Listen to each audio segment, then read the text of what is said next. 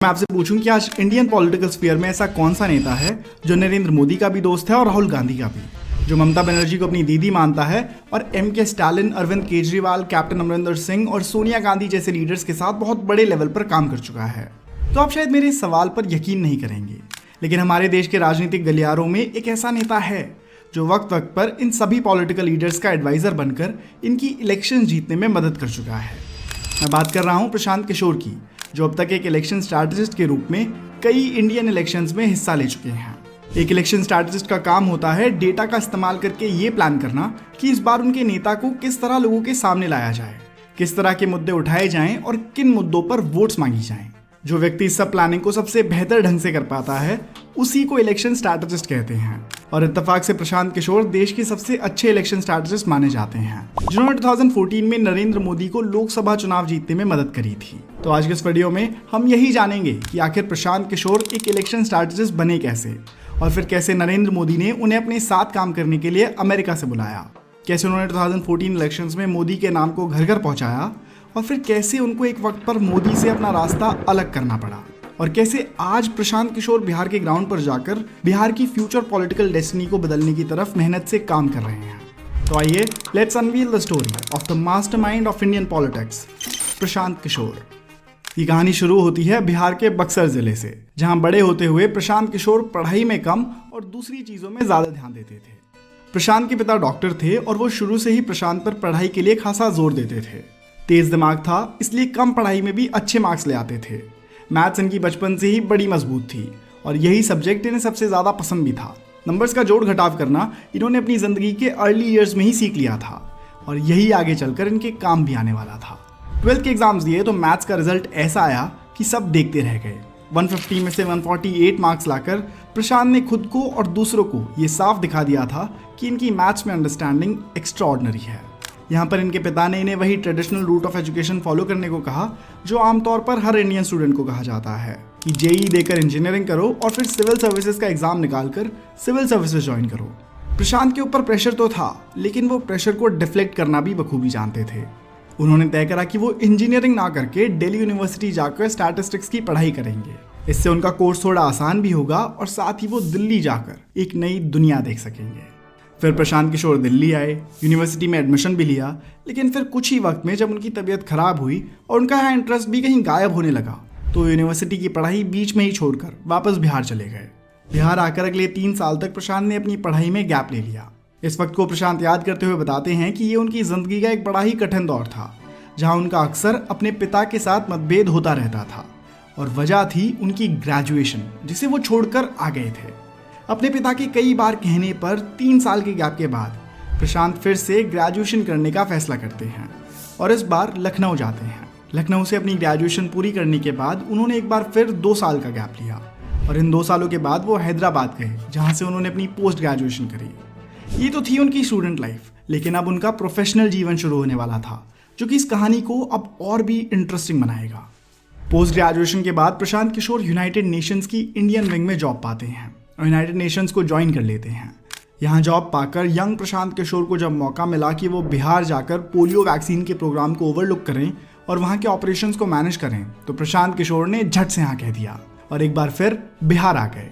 हम मिस्टर किशोर की कहानी में आगे भी कई बार देखेंगे कि इनका बिहार से जाने का और वापस बिहार लौट कर आने का सिलसिला यूं ही चलता रहेगा।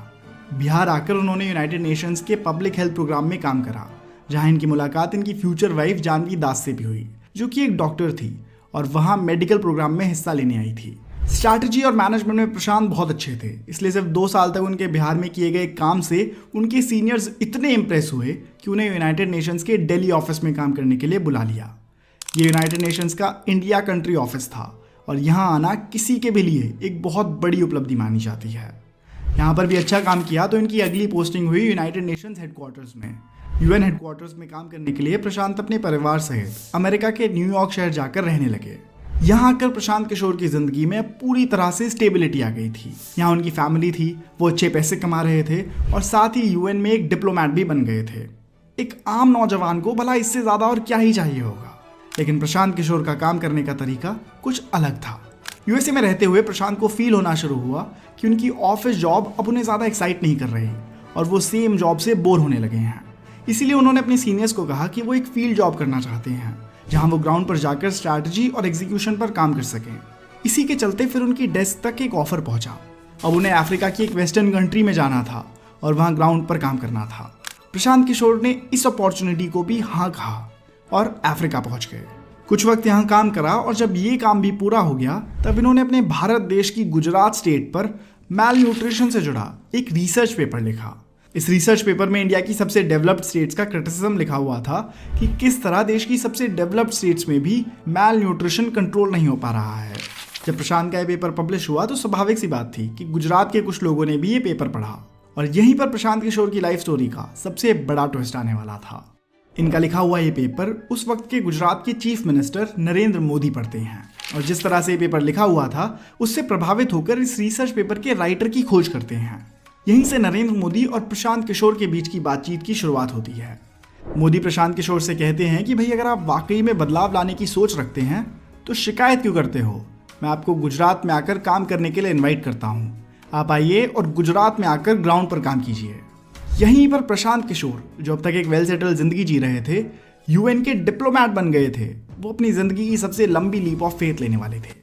यहाँ उनके पास दो चॉइसेस थी, या तो वो यूएन में रहकर ही अपनी वेल सेटल जिंदगी को एंजॉय कर सकते थे और आने वाले वक्त को अमेरिका में गुजार सकते थे, या फिर वापस भारत आकर भारत की ग्रोथ में कंट्रीब्यूट कर सकते थे। और अब जब उन्हें एक स्टेट के चीफ मिनिस्टर की तरफ से काम करने का इन्विटेशन आया तो प्रशांत किशोर ने अपने देश को चुना और अपनी नौकरी छोड़कर गुजरात आ गए। ये साल 2011 की बात है जब नरेंद्र मोदी पहली बार प्रशांत किशोर से मिले और धीरे धीरे दोनों ने फ्यूचर पॉलिसीज और इलेक्टोरल पॉलिटिक्स को डिस्कस करना शुरू करा। अगले ही साल 2012 में गुजरात इलेक्शंस होने वाले थे, तो सबसे पहले प्रशांत किशोर ने इसी प्रोजेक्ट पर काम करना शुरू करा। प्रशांत ने मोदी की कई तरह से मदद करी। सबसे पहले तो उन्होंने मोदी को सोशल मीडिया की रीच का पोटेंशियल समझाया और उन्हें फेसबुक और यूट्यूब को यूज करके अपनी बात आगे रखने की सलाह दी। साथ ही नरेंद्र मोदी की कुछ स्पीचेस भी ड्राफ्ट करने का काम करा। जब इन स्पीचेस में सीएम मोदी को पोटेंशियल और मटेरियल दिखा तो वो बड़े इंप्रेस हुए और उन्होंने प्रशांत को अपनी स्पीच ड्राफ्टिंग टीम में जोड़ लिया।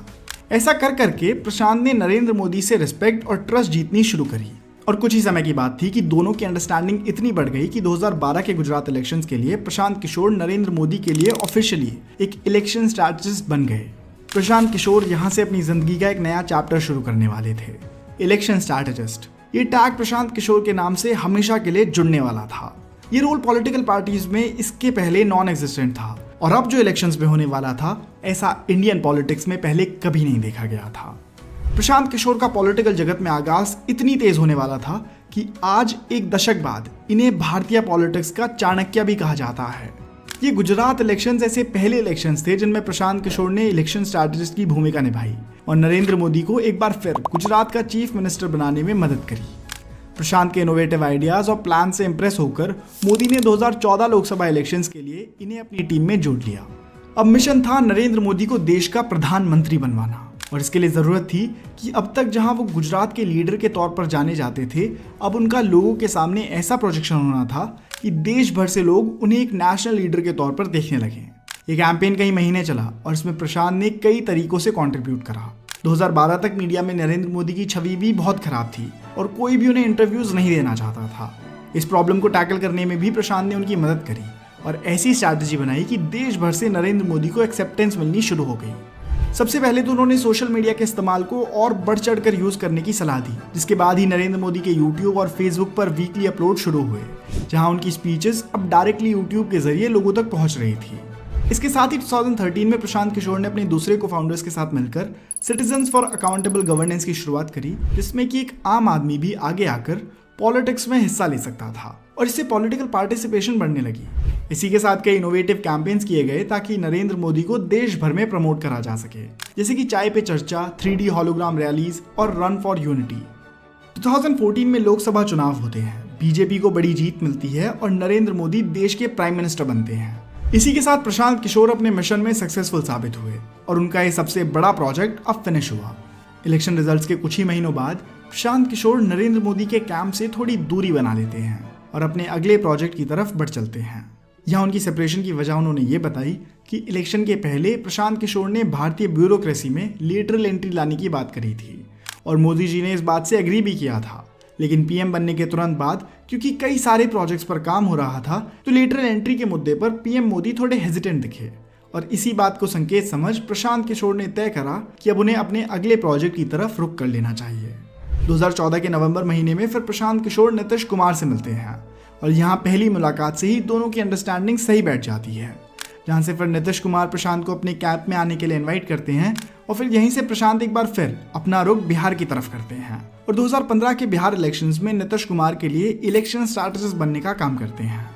प्रशांत किशोर की ग्राउंड की समझ और इलेक्शंस की समझ इतनी ज़्यादा थी कि उन्होंने नीतीश कुमार को ये इलेक्शन जीतने में मदद करी और फिर नीतीश कुमार ने सीएम बनने के बाद प्रशांत किशोर को advisor for planning and program implementation बना दिया। इस पोजीशन पर आकर अब प्रशांत किशोर पहली बार किसी सरकार में रहकर काम कर रहे थे। यहाँ रहकर उन्होंने बिहार की राजनीति को और गहरे ढंग से समझा। उनको समझ आया कि कैसे एक आइडिया और इम्प्लीमेंटेशन के बीच कई लेयर्स होती हैं और कोई भी पॉलिसी डिसीजन लेने पर कितने डाइवर्स तरह के रिस्पॉन्स लोगों से मिलते हैं। अगले 2 सालों तक बिहार में ही काम करा और फिर वो अपने अगले इलेक्शन स्ट्रैटेजी के प्रोजेक्ट पर चले गए।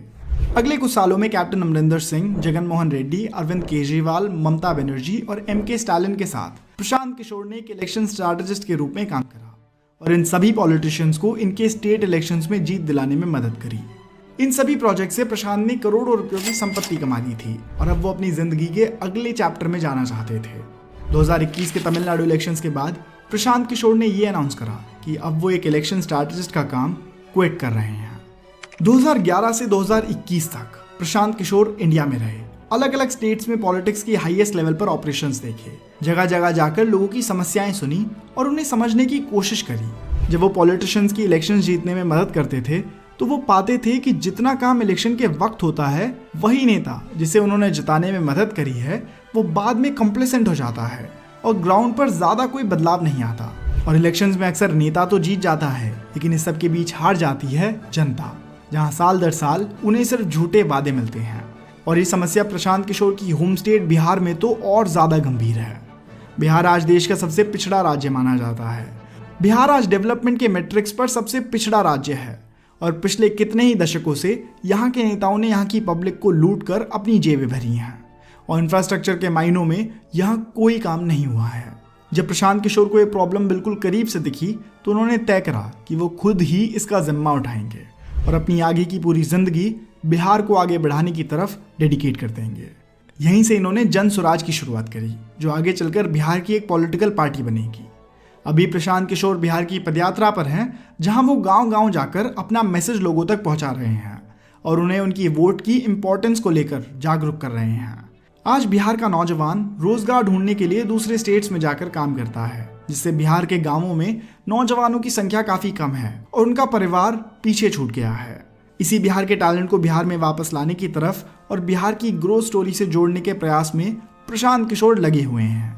हमें पूरी उम्मीद है कि अगर प्रशांत किशोर के पास बिहार में पॉलिटिकल पावर आएगी तो वो जरूरी बिहार के ऊपर से पिछड़े हुए राज्य के टैग को हटा देंगे। आपका प्रशांत किशोर के ऊपर क्या ओपिनियन है हमें कमेंट्स में जरूर बताइएगा। अगर आप ऐसी वीडियो पहली बार देख रहे हैं और ऐसी और वीडियोस देखना चाहते हैं तो दोस्तों इस चैनल को सब्सक्राइब कर लीजिए क्योंकि मैं आपके लिए ऐसी वीडियोस लाता रहूँगा। धन्यवाद।